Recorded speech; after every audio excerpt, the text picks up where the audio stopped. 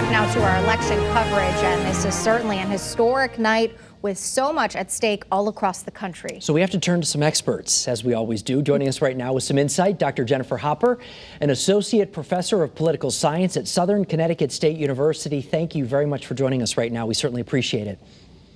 Thanks for having me. How do you think this is going to go? Do you expect a close race tonight? What do you think will play out here?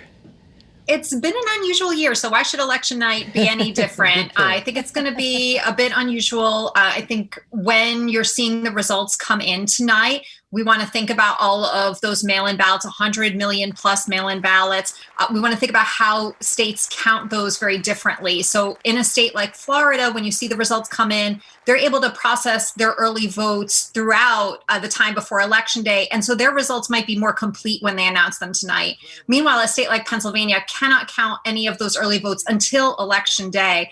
And so the first results we see from them might be more reflective of their in-person voting. And then we'll see the mail-in ballots come in and be added after that. And all of this matters because we've seen in surveys that Democrats have been more likely to cast their votes early, Republicans more likely to plan to vote in person on Election Day. So when I'm watching, I'm thinking about initial results potentially being misleading, and we want to wait until all the votes come in.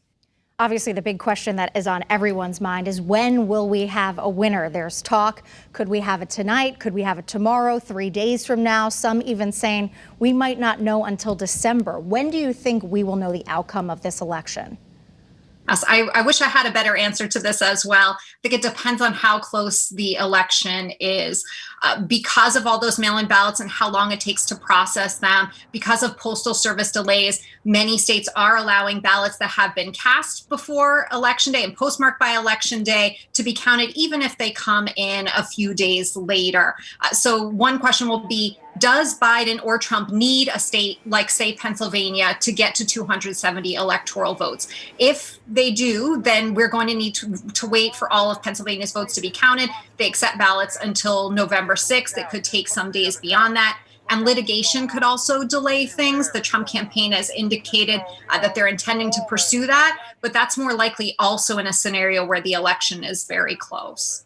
Well, no matter what happens, it is definitely going to be an interesting night. Dr. Jennifer Hopper, thank you as always for your insight. We very much appreciate it.